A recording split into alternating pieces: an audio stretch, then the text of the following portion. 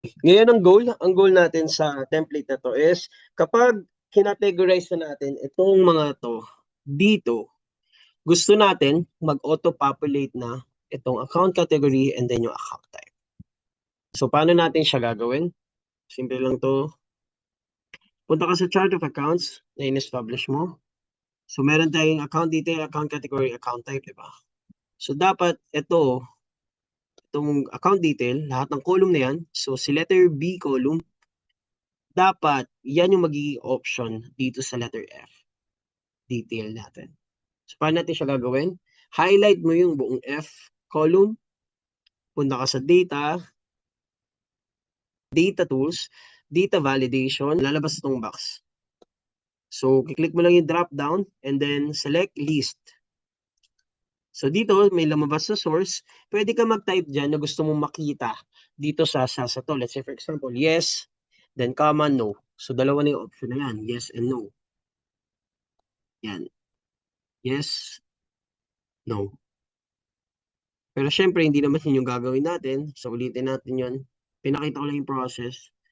Sa source, ang gusto natin, di ba, is chart of accounts. Nasa chart of accounts tab dito. So, kiklik lang natin yun. Then, ano yung gusto natin na lumabas? So, gusto natin, ito ay maging option doon. So, click this full column. Then, okay. Then, lahat na ng cell na yan, ay meron ng option na galing sa column ni chart of accounts. So, let's say, for example, opening balance. Ano ba si opening balance? So, nakita nyo ano yung purpose ng spaces and yung asterisk? Para lang sa visual lang, makita natin na mas maayos. Para hindi siya dikit-dikit. So, ano ba si opening balance? Let's start categorizing. Yan, equity siya, di ba? So, ano siya sa equity? Owner's capital, withdrawal, retained earnings, opening balance equity, additional paid-in capital. So, as nakikita naman natin, nasa description, opening balance. So, ilalagay natin siya as opening balance equity.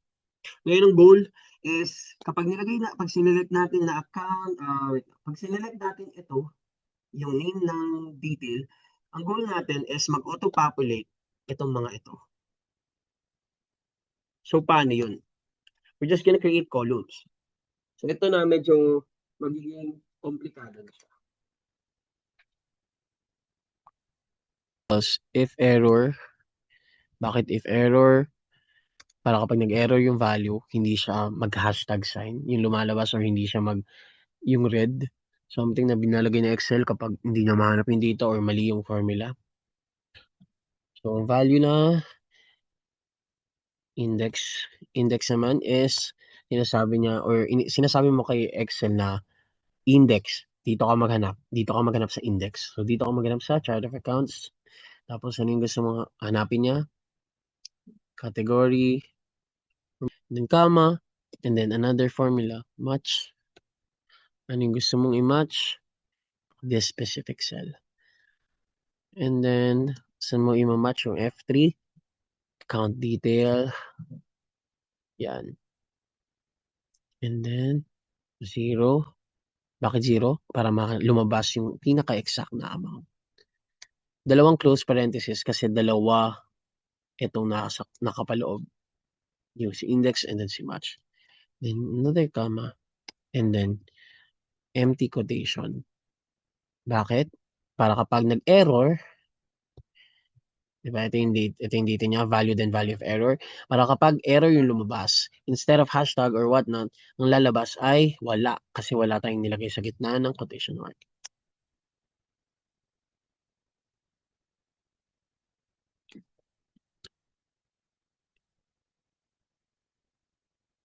Yan. So, nag-automate na siya, di ba? So, gagawin mo, i-click mo na lang, double-click mo tong gilid para mag-auto-populate. Yan. Okay na siya. Wait, loading.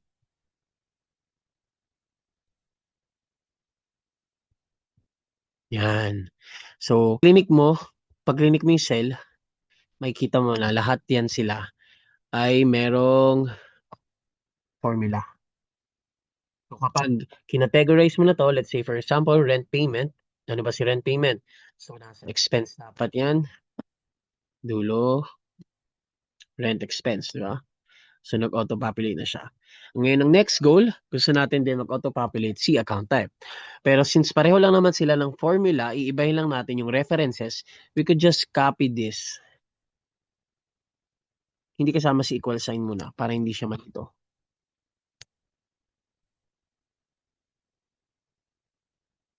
Then paste. Ngayon, iibahin natin. Ano ba yung mga iniba? Unang iibahin itong chart of accounts. Nakalagay siya sa AA. Pero since account type na yung hinahanap natin, saan column ba si account type? C. So, CC. So, imamatch natin. Kanino natin siya imamatch? Same pa rin naman. Kay F3 pa rin. Pero chart of accounts, BB. Ano ba si BB? Ayan. Tama, tama.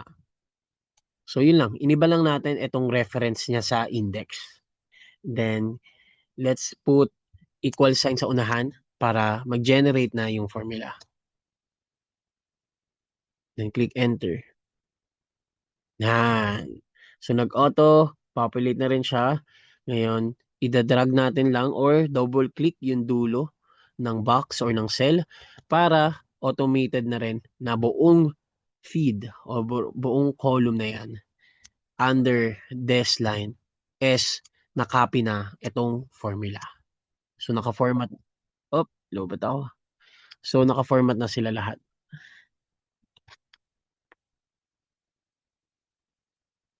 Strong borderless. Just to indicate na wag nyo tong galawin kasi naka-auto-populate na to or like naka-automatic na to nagfi-fill in sa sarili niya. So, yung ginagawa ko. Just to send that message. And then, I'm going to highlight this ng green. Indication lang din na or red na lang para mas warning sign.